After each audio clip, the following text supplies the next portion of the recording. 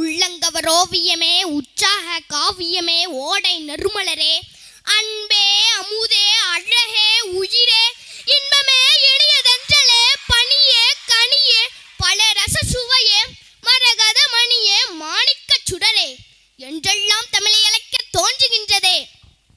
அப்பேற்பட்ட தமிழை முதலில் வணங்கி சிறப்பு விருந்தினரையும் அவையோர் அனைவரையும் வணங்கி அன்னை கலைவாணிக்கு நிகரான எனது ஆசிரியர்களையும் உடன்பிறவா சகோதர சகோதரர்களையும் வணங்கி என் உரையை தொடங்குகிறேன். கேடில் விழுச்செல்வம் கல்வி ஒருவருக்கு மாடல்ல மற்றையவை. அதாவது உலகத்தில் மனிதர்களுக்கு கல்விதான் சிறந்த செல்வம். ஏனைய செல்வங்கள் இதற்கு இணையாக மாட்டாது.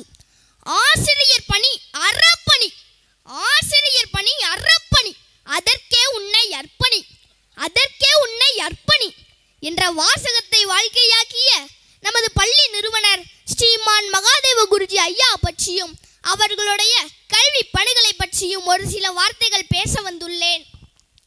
நமது தேவன் 1917ஆம் ஆண்டு நாகை அருகிலுள்ள தேவூர் என்ற கிராமத்தில் பிறந்தார். கல்வி புரவலர் ஸ்ரீமான் மகாதேவ குருஜி ஐயா அவர்கள் நல்ல ஆசிரியர் விருது மற்றும் தேசிய விருது பெற்ற சகலகலா வித்தகர். ஐயாவின் பெயர் சொன்னால் தெரியாது, பெயர் சொன்னால் தெரியாது, பெரிய சார் என்று சொன்னால் தான் தெரியும். பெரிய சார் என்பது அந்த வட்டாரத்திற்கே மந்திர சொல்லாக இருந்தது. ஓர் கிராமத்தில் ஓர் ஆசிரியராய் 10 மாணவர்களுடன் கல்வி பணியை தொடங்கி 36 ஆண்டுகளில் 480 மாணவர்கள் 11 ஆசிரியர்கள் என்று அப்பள்ளியை நடுநிலை பள்ளியாக தரமுயர்த்தியது அவரது உன்னத உழைப்புக்கு சான்றாக விளங்குகிறது.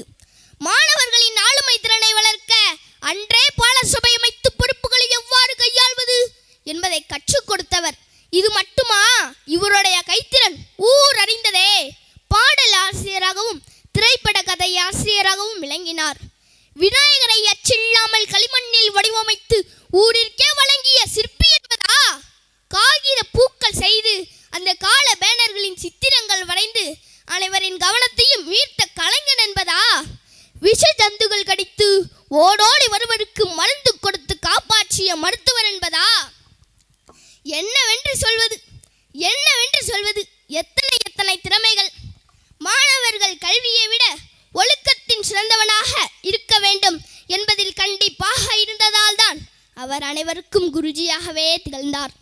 மகான்களுக்கு மட்டுமே தெரியும் அவர்களின் இறுதி நாள் அந்த கூற்று உண்மை என்பதை. தனது 74 வயதில் தன் மறைவுக்கு முதல் பள்ளி கரும்பலகையில் ஆண்டாண்டு அழுதாலும் மாண்டார் வருவதில்லை, ஆண்டாண்டு அழுதாலும் மாண்டார் வருவதில்லை அந்த சாகா வரம் பெற்ற வார்த்தையுடன் அவரது கல்வி பயணம் முடிந்தது. ஐயா அவர்களின் மண்ணுலகை விட்டு 31 ஆண்டுகளானாலும் அந்த வானம், இந்த பூமி, அதிகாலை சூரியன் உள்ளவரை ஐயாவின் புகழ் நீடித்து கொண்டே இருக்கும். படிப்பதற்கு வாய்ப்பு கிடைத்தால் எந்த ஏழையின் குழந்தையும் சிறந்த கல்வியும் உயர்ந்த பதவியும் வகிக்க முடியும் என்று ஏழைகளின் துயர் துடைக்க பாடுபடும் என் பள்ளியின் தாளாளர் இன்று எத்தனையோ ஏழைகளின் வாழ்க்கையின் கல்வி விளக்கை ஏற்றி உள்ளார். தனது தந்தையின் அயராது உழைப்பை பெருமைப்படுத்தும் வகையில் பள்ளியின் பெயரை ஸ்ரீ மகாதேவ குருஜி வித்யாலயா மெட்ரிக் பள்ளியாகவும் பிறகு மேல்நிலை பள்ளியாகவும் தரமுயர்த்தி இன்று குடவாசலில் 1600 மாணவ மாணவிகள் கல்வி படிக்கின்ற கல்வி நிறுவனமாக தரமுயர்த்தி உள்ளார்.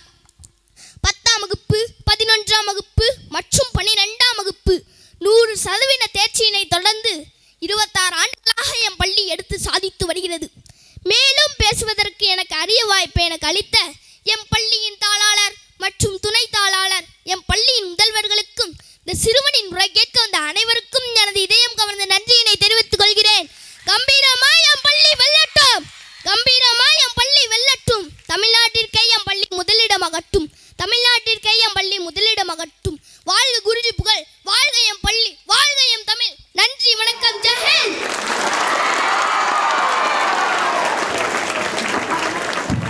சிங்கக்குட்டி கடந்த வருடம் முதல்வருடைய இல்லத்துக்கு அழைத்து சென்று முதல்வர் முன்னிலையில் 20 அமைச்சர் முன்னிலையில் கூட அம்மா அப்பா கூட உள்ள அலோவ் பண்ணல, தனியாக போய் அற்புதமாக பேசி ஒரு மிகப்பெரிய பாராட்டையும் சால்வையும் வாங்கிட்டு வந்திருக்கான். இது மகாதேவ குருஜி ஸ்கூல் மட்டும் இல்லை, நம்ம குடவாசலுக்கு பெருமை. நம்ம அன்னவாசல் தம்பி தளபதியோடைய பையன். நம்ம பள்ளிக்கூடத்துடைய பெயரை கிட்டத்தட்ட இந்த ஒரு 2 மாதத்தில் 20 கூட்டங்களில் கலந்து கொண்ட குட்டி பேச்சாளர், சுட்டி பேச்சாளர் மட்டுமல்ல, குட்டி பேச்சாளர்.